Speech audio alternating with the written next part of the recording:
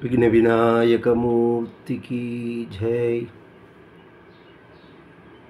शिवशक्त्या युक्तो यदि भवति शक्तः प्रभवितुं न चेदेवं देवो न खलु कुशलः स्पन्दितुमपि अतस्त्वाम् आराध्यां हरिहरविरिञ्चादिभिरपि प्रणन्तुं स्तोतुं वा कथमकृतपुण्यः प्रभवति।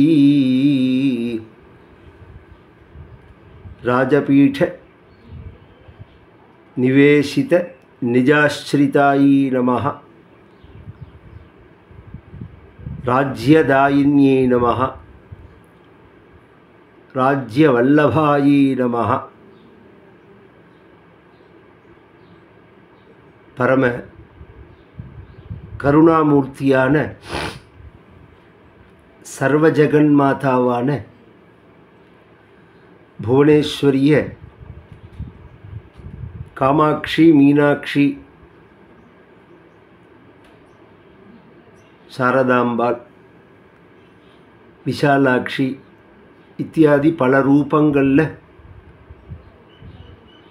பிரகாசிக்கக்கூடியதான ஒரு ஜெகன்மாதா பாரத தேசத்தில் தேச வடிவில் இருக்கா. அதனால தான் ஆச்சரியமான ஒரு ஸ்லோகம் அம்பாளை பற்றி சொல்லும்போது வகந்தி சிந்தூரம் அப்படிங்கிறது. நெத்தியில் சிந்தூரத்தை இட்டுருக்காள் அப்படின்னு இருக்குது. அதுக்கு இன்னொரு இடத்துல விளக்கம் கொடுக்கறது லலாட்டே காஷ்மீரம் அப்படிங்கிறது. அந்த சிந்தூரம்னா என்ன அப்படின்னா இந்த காஷ்மீர் அப்படிங்கிற அந்த தேசம்தான். இந்த காஷ்மீருங்கிறதுக்கு காஷ்மீரி திலக்கம்னு அர்த்தம் உண்டு. நம்ம பாரத மாதா அப்படின்னு எடுத்துட்டா அவளோட திலக்கம் எது அப்படின்னு சொன்னால் காஷ்மீர் அப்படிங்கிறது தான். அப்பேற்பட்ட அவளுடைய சரணம் எது அப்படின்னா கன்னியாகுமாரி அப்படிங்கிறது. ஒரு ஆச்சரியமான ஒரு அமைப்பு பாரத தேசத்தோட அமைப்பு. பாரத மாதா அவளோட ஒரு வெற்றியை நாம் இப்போ கொண்டாடின்னு இருக்கோம். ஒரு ஆச்சரியம் என்னன்னா, ஒரு 2 மாதம் முன்னாடி நம்ம ஆச்சாரியால் பார்க்கும்போது தோணினது, இந்த தேசத்துக்காக இப்போ ஒன்று செய்யணும் அப்படிங்கிறத பற்றி ஆச்சாரியால்கிட்ட விண்ணப்பிச்சுண்டோ. என்னன்னு கேட்டால், அம்பாஜியில் பட்டாபிஷேகம் பண்ணணும் அப்படின்னு தோன்றது அப்படின்னு. உடனே பண்ணுங்கோத அப்படின்னு சொல்ல, நம்ம ஒரு புண்ணிய தினத்தில் பண்ணினா அது விசேஷம் அப்படிங்கிறதுக்காக ஆஷாட நவராத்திரியை தேர்ந்தெடுத்தது. ஏன்னா உடனே பண்ணுறதுனாலும் சாத்தியம் இல்லை, எல்லா ஏற்பாடும் பண்ணிட்டு தான் பண்ணணும். இது இந்த எண்ணம் உதிச்சது 2 மாதம் முன்னாடி. அதுக்கப்புறம்தான் நம்மளுடைய தேசத்தில் இந்த தாக்குதல் நடந்தது. தேசம் பதிலுக்கு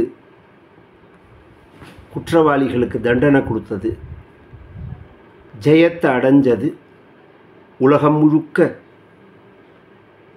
பாரத தேசத்தை பார்த்து பிரமிக்கிற மாதிரி, பயப்படுற மாதிரி, சிந்திக்கிற மாதிரி நம்மளுடைய பலம், சக்தி, மேதா விலாசம், நிதானம், கருணை, வீரம் எல்லாத்தையும் காண்பித்தோம் ஒரே சமயத்தில். எந்த இடத்துல வீரம் இருக்கோ அந்த இடத்துல கருணை இருக்காது. எந்த இடத்துல கருணை இருக்கோ அந்த இடத்துல வீரம் இருக்காது. எந்த இடத்துல கோபம் இருக்கோ அந்த இடத்துல பொறுமை இருக்காது. எந்த இடத்துல பொறுமை இருக்கோ அந்த இடத்துல கோபம் இருக்காது. எந்த இடத்துல நிதானம் இருக்கோ அங்கே தீவிரம் இருக்காது. எங்கே தீவிரம் இருக்கோ அங்கே நிதானம் இருக்காது. இப்படி சொல்லிகிட்டே போகலாம். இது எல்லாத்தையும் ஒருங்கே அமையப்பெற்ற மகாத்மாவான ஒரு மகாராஜா நமக்கு அமைஞ்சார். மகாத்மாவான மகாராஜா தாமோதரதாஸ் மோடி நரேந்திர மோடி. அதனால் இந்த ஒரு காரியத்தை செய்யும்போது நமக்கு உணர்ச்சிக்கு இடம் கொடுக்காம தீர்க்க ஆலோசனை பண்ணி காரியங்களை செஞ்சோம். இந்த யாரையும் நாம் பழிவாங்கணுங்கிற அவசியங்கள்லாம் கிடையாது. நாம் நிம்மதியாக இருக்கணும், சாந்தியாக இருக்கணும். நாம் மிருகங்கள் இல்லை. ஒரு தெருவிலேருந்து மற்றொரு தெருவுக்கு போகிறதா இருந்தால் சண்டை வரும் அப்படிங்கிற மாதிரி இல்லை. நம்ம தேசத்தில் நாம் நிம்மதியாக இருக்கணும்.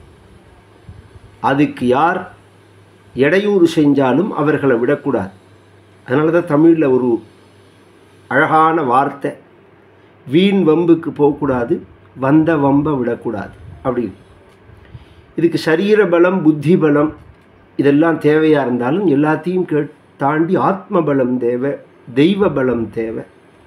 இதெல்லாம் இருந்தால் தான் இதில் நாம் வெற்றி அடைய முடியும். முயற்சி யாருமே பண்ணலாம். அது பலிதமாறதுங்கிறது பகவானுடைய கிருபையினால தான் பகவானே சொல்கிறான். கர்மண்யேவ அதிகாரஸ்தே மா பல்லேஷு கதாச்சனான். இதுக்கு எத்தனையோ மகான்கள் எத்தனையோ வகையான காரியங்களை பண்ணியிருக்காங்க இந்த வெற்றியை அடையிறதுக்கு.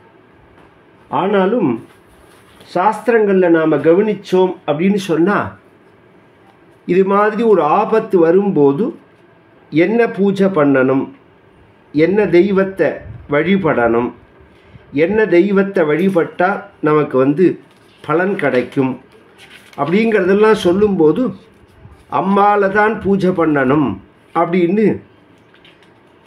சாஸ்திரங்கள் சொல்கிறது. ஆபதி கிங்கரணீயம் அப்படின்னு ஆதிசங்கரை பார்த்து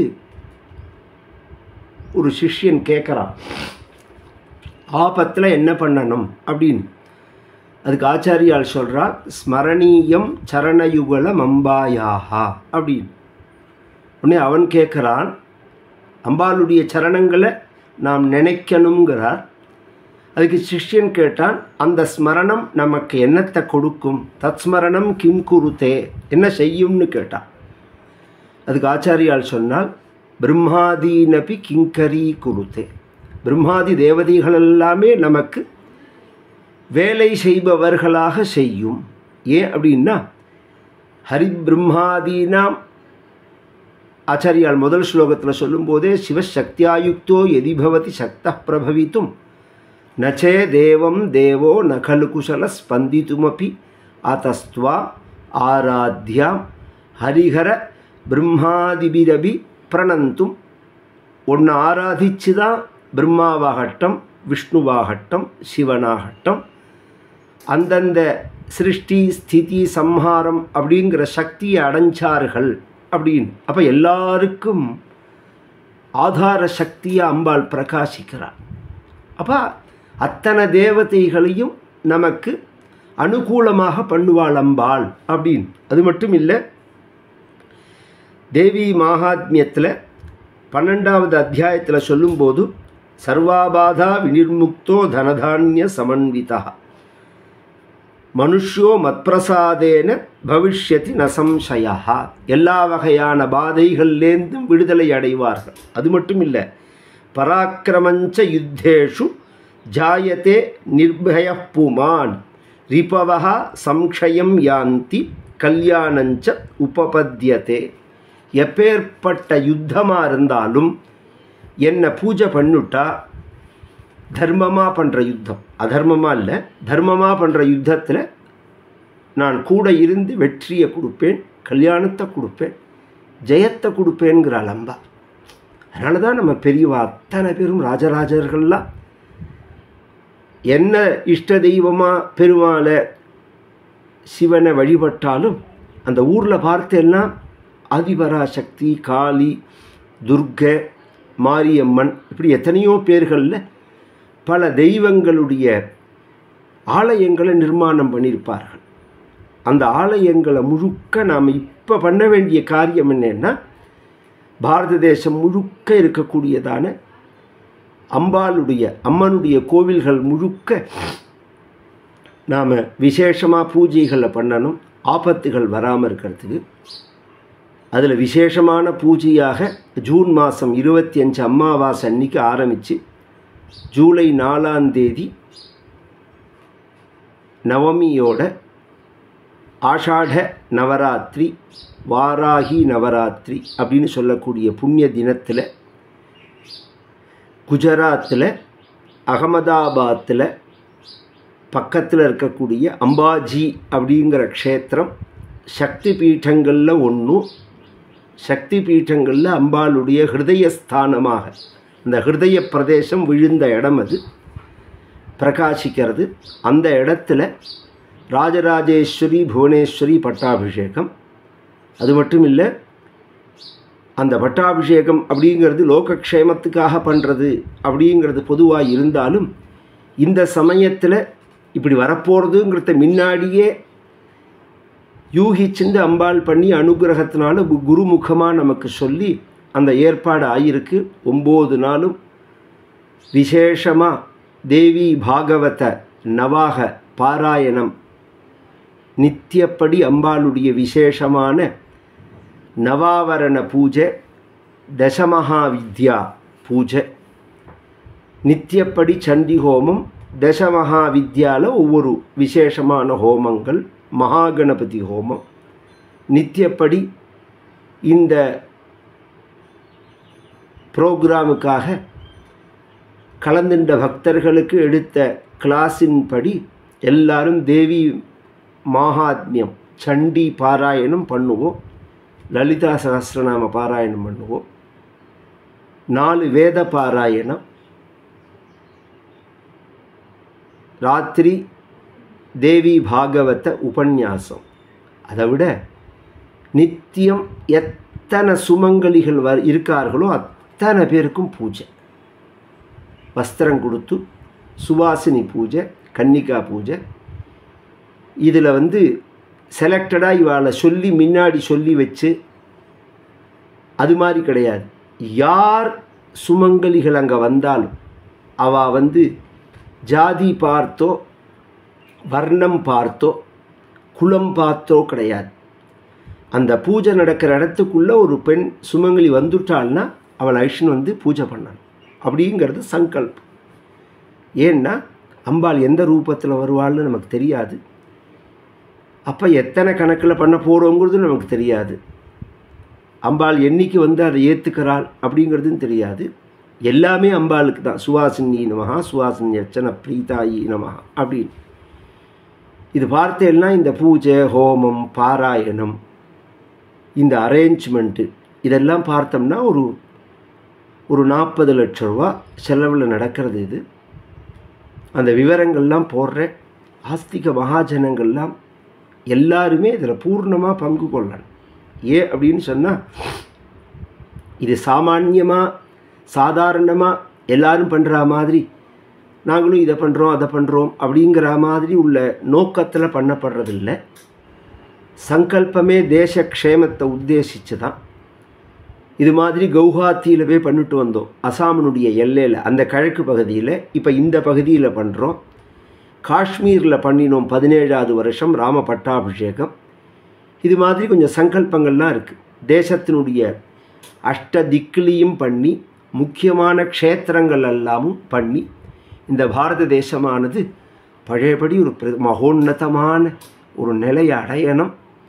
அதுக்கு முயற்சி பண்ணுறவாளுக்கெல்லாம் நாம் உறுதுணையாக இருந்து பிராமணனுக்கு என்ன கடமை அப்படின்னா இது மாதிரி பூஜைகளை பண்ணி தேசக்ஷேமத்தை பிரார்த்திப்பது தான் கடமை. அதனால் அந்த ஒரு காரியத்தை நாம் பண்ணணும்னு தான் இதை ஏற்பாடு பண்ணியிருக்கோம். அந்த விவரங்கள்லாம் பின்னாடி ஒவ்வொரு வீடியோவில் சொல்கிறேன். எல்லா பக்தர்களும் கலந்துக்கணும். இன்றைக்கி சித்ரா பௌர்ணமி, விசேஷமான நாள். இன்றைய தினமே அம்பாளுக்கு நாம் ஒரு நாள் பூஜை 1 லட்சம் ரூபா ஆறுது. 9 நாள் அந்த ஒரு நாள் செலவு. 9 நாள் நவாவரண பூஜையில் கலந்துக்கணும்னு நினச்சோம்னா அது ஒரு 3 லட்சம் ரூபா ஆறுது சங்கல்பம். சுவாசினிகள் ஒரு உத்தேசமாக ஒரு 100ன்னு வச்சுருக்கோம்னு வச்சுக்கோங்களேன். 100 பேர்னால் ஒரு 3 லட்சம் ரூபா. ஒருத்தருக்கு 3000 ரூபா புடவை, சோபன திரவியங்கள் எல்லாம் சேர்த்து தட்சிணையோட. இதை தவிர அங்கே ஏற்பாடு பண்ணக்கூடியதான செலவுகள் இதெல்லாம் இருக்கிறதுனால வேத பாராயணம் இருக்குது. 9 பேர் நித்தியப்படி சண்டி பாராயணம் பிராமணா தனியாக பண்ணுறா. நவச்சண்டி பாராயணம், நவச்சண்டி ஹோமம், இந்த ரெண்டுமே நடக்கிறது நித்தியப்படி. அதை தவிர கணபதி ஹோமம் நடக்கிறது. பாக்ய சூக்தம், துர்கா சூக்தம், ஸ்ரீ சூக்த சம்புடிதமான கணபதி ஹோமம். தசமகா வித்யையில் ஒவ்வொரு நாளைக்கு ஒவ்வொரு ஹோமம் லோகக்ஷேமத்துக்காக நடக்கிறது. அதனால் எல்லாருமே இதில் யதாசக்தி என்ன உண்டோ அத்தனையும் கலந்துக்கணும். எல்லாரும் ஒரு சாதாரண குடும்பத்துக்காராளாக இருந்தால் ஒரு 9,000 ரூபா சங்கல்பம் வச்சிருக்கு 9 நாளைக்கு. அதுக்கு மேலே இப்போ நான் சொன்ன மாதிரி 1,00,000 ரூபாயோ சுவாசினிகளுக்கு உள்ளதோ, 10 நாள் சங்கல்பத்துக்கு 3,00,000 ரூபாயோ, இது மாதிரி என்னென்ன உண்டோ, ஏன்னா மொத்தமாக 40 லட்சம் ரூபா இருக்கிறதுனால யார் யாருக்கு என்ன சக்தி உண்டோ அத்தனை பேரும் இதில் கலந்துண்டு அம்பாளுடைய பரிபூர்ண கிருபையை அடையணும். இதை தொடர்ந்தாப்புலேயே இது சம்மந்தப்பட்ட டீட்டெயில்ஸ் எல்லாமும் அதில் போடுவோம். விவரங்கள்லாம் அந்த டிஸ்கிரிப்ஷனில் இருக்கும் யூடியூப்பில். யாருக்காவது இந்த விவரங்கள் தெரிஞ்சுக்கணும் அப்படின்னு ஆசைப்பட்டால் இந்த நம்பரை குறிச்சிக்கோங்க. இந்த நம்பருக்கு மெசேஜ் அனுப்புங்க, ஃபோன் பண்ணக்கூடாது, மெசேஜ் அனுப்புங்க. அவளுக்கு விவரங்கள் அனுப்பிச்சி வைக்கப்படும். 9003132145. திரும்பவும் சொல்கிறேன், 9003132145. आदिपराशक्ति माता की जय, भारत माता की जय, सद्गुरुनाथ महाराज की जय, आंजनेय मूर्ति की जय.